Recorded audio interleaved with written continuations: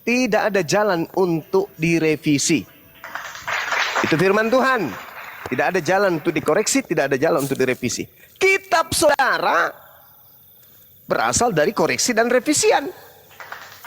Bagaimana mungkin orang berakal bisa percaya? Tidak mungkin. Mustahile orang berakal mau percaya tulisan yang dikoreksi, tulisan yang direvisi, lalu diimani itu adalah perkataan Tuhan. Satu. Yang kedua, Lukas bukan nabi.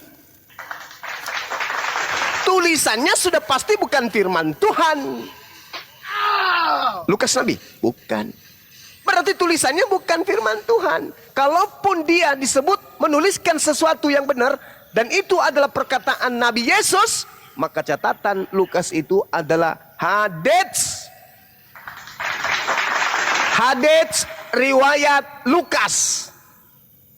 Theophilus yang mulia harus diawali. Aku mendengarkan dari si fulan menceritakan kepadaku diceritakan kepada si ini diceritakan kepada, dan dia berkata, Theophilus yang mulia. Yang harus berkata di situ Theophilus yang mulia bukan Lukas.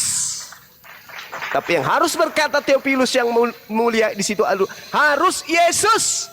Barulah disebut itu adalah hadis sabda Yesus. Karena Yesus mengatakan, aku tidak berkata-kata dari diriku sendiri. Apa yang aku katakan adalah apa yang diperintahkan oleh Tuhan untuk aku katakan dan aku sampaikan.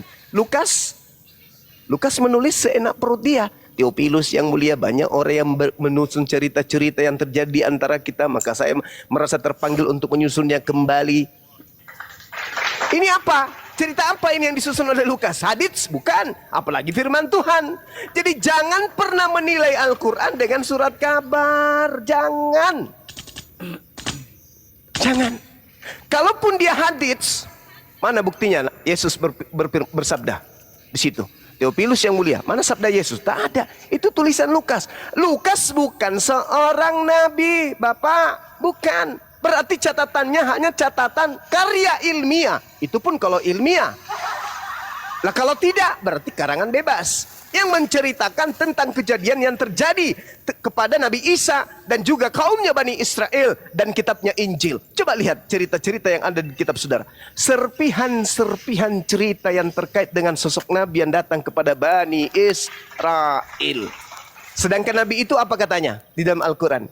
In kuntu qultuh faqad alimta ta'lamu ma fi nafsi wa la a'lamu ma fi nafsi innaka anta allamul ghuyub. Apa kata Nabi Isa? Jika aku pernah mengatakan, tentulah engkau telah mengetahuinya. Engkau mengetahui. In kuntu qultuh faqad alimta. Engkau pasti mengetahui. Engkau mengetahui apa yang ada pada diriku, dan aku tidak mengetahui apa yang ada pada dirimu ya Tuhan. Sungguh engkau lah yang mengetahui segala yang gaib. Tuhan yang maha gaib, yang maha tahu tentang kejadian itu, berfirman kepada Nabi Muhammad, ya Muhammad, Nabiku Isa ketika datang kepada Bani Israel ditolak. Muncul orang-orang zalim, kemudian menulis buku dengan tangannya sendiri, menceritakan tentang Nabiku. Tetapi itu hanya angan-angan dan duga-menduga mereka saja. Fawailul lilladzina yaktubuna al-kitaba bi aydihim thumma yakuna hadza min indillah. Dia berkata ini dari Allah, padahal itu adalah karangan mereka sendiri. Itu yang terjadi terhadap kitabmu. Jangan surat kabar ini kau pakai menilai wahyu Allah. Jangan. Gak sepadan. Kitabmu dibandingkan dengan hadits pun itu tak sepadan. Kalau dia harus masuk ke dalam ilmu sanad, kitabmu itu mohon maaf, kitabmu itu hadits maudhu. Apa hadits maudhu itu? Hadits palsu. Kenapa hadits palsu? Karena Yesus tidak pernah berkata kepada penulis. Tidak ada penulis menuliskan tangga sanad, tangga berita. Yesus berkata kepada Yohanes. Yohanes berkata kepada Andreas. Andreas bicara kepada Yakobus. Yakobus menyampaikan kemudian kepada Yudas. Yudas lalu menyatakan kepada Lukas, dan Lukas kemudian menulis. Informasi dari mana? Harus jelas tangga sanadnya dari Yesus, baru disebut sahih. Tapi faktanya ada? Enggak, kosong, gelap. Ngeri bang, ngeri. Silakan.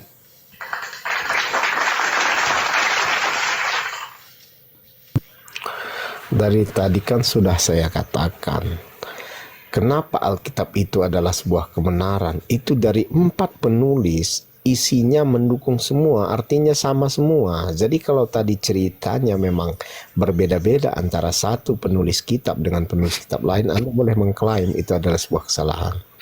Tetapi begini, Anda tadi mengatakan meyakini bahwa Al-Quran itu adalah wahyu dari Tuhan. Itu hak Anda. Ya, kalau Anda beriman terhadap itu adalah hak Anda sepenuhnya gitu loh. Jadi kalau hari ini saya membuat kitab dan ada yang meyakini saya sebagai seorang nabi, juga itu hak-hak orang lain gitu loh. Tetapi kalau saya di sini menampilkan Alkitab, Alkitab itu kan sejalan dengan histori dan saksinya lebih dari 1 orang. Dan itu jelas kapan dan dia masih bersinggungan dengan yang ada di dunia ini. Artinya apa?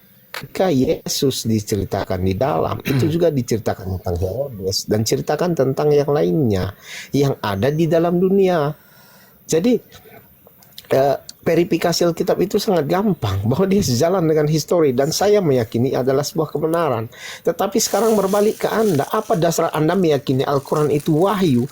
Anda hanya mengatakan itu wahyu kepada Nabi. Itu iman Anda gitu loh. Dan kalau soal iman dibawa-bawa di sini, ya itu sudah selesai, nggak ada yang perlu diperdebatkan lagi. Karena kalau Anda beriman kepada apapun itu hak Anda. Tetapi kalau saya ya, beriman itu berakal dulu. Jadi kalau hanya 1 orang saksi, kalau saya nggak bisa mempercayai itu gitu loh. Tetapi kalau Alkitab itu lebih dari 1 saksi, bahkan semua saksinya rela mati, nggak takut mati loh, demi mempertahankan imannya gitu. Jadi kalau atas dasar ini mengapa Kristen begitu berkembang di dunia dan bahkan di Indonesia saat ini terus bertambah, ya itu wajar. Karena mereka memulai memasang akal mereka, akal pikiran mereka.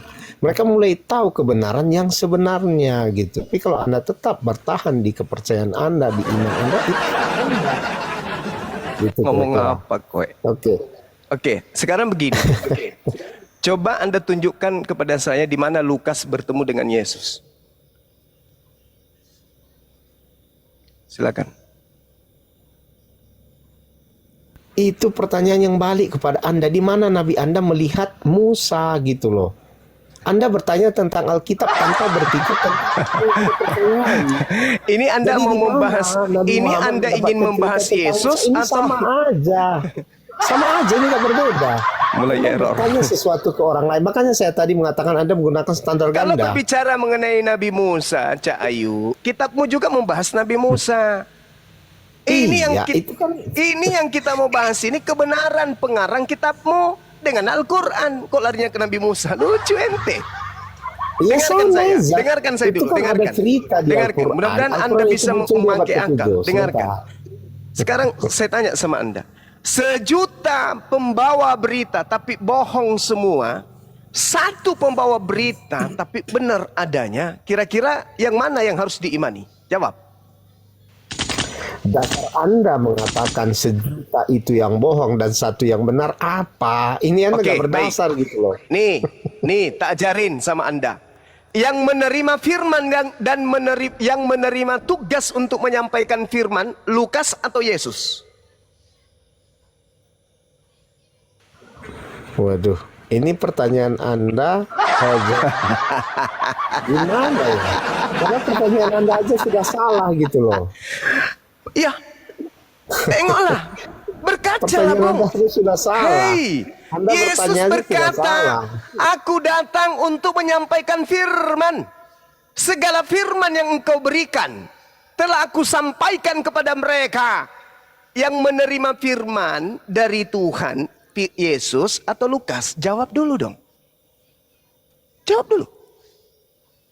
Lukas menyampaikan firman apa yang disampaikan oleh Yesus. Saya ulang, yang menerima firman, yang mendapatkan tugas untuk menyampaikan firman di atas muka bumi zamannya Yesus, itu Yesus atau Lukas? Jawab. Jadi Lukas menyampaikan apa yang sudah diutarakan oleh Yesus. Oke. Dengan kata lain, yang menerima firman dari langit, Yesus kan? Firman dari langit. Ya. Itu nggak ada ceritanya Yesus menerima firman dari langit. Sakit ente. Sakit. Yesus mengatakan, dengarkan Bung, saya tidak mau diskusi dengan orang bodoh. Kalau Anda masih memperbodoh diri, Anda turun. Melebu udah saya ngomong. Bapak yang ngerekam. Mengapa Anda mengatakan saya memperbodoh diri? Karena Anda memang mengatakan itu Yesus tidak datanya, menerima itu firman. faktanya. Hei, Anda mengatakan Yesus tidak menerima firman. Anda mengatakan Yesus menerima firman dari langit. Di mana? Lalu dari datanya mana Yesus firman yang menerima diterima dari Yesus langit? itu? Dari pasar. Dia menerima. Hah? Dia mengatakan, dia menyampaikan apa yang dikatakan oleh Bapa, bukan dari langit. Anda ini gimana sih? Bapak di mana? Bapa itu satu dengan Yesus kalau Anda lihat Bukan di Alkitab. surga. Bukan di surga. Yesus itu satu dengan Bapa. Nah, Jadi mulai mereka bohong itu dia. satu kehendak. Udah, Anda turun, please, Anda turun. Jangan sampai Anda Oke, saya maki di terima sini kasih. karena kebodohan Anda. Turun. Ya, Maaf, silakan maaf. tetap beriman ya. Oke, Ya, terima silakan kasih. turun. Anda percaya surah kabar, turun. Bagus. Assalamualaikum. Waalaikumsalam warahmatullahi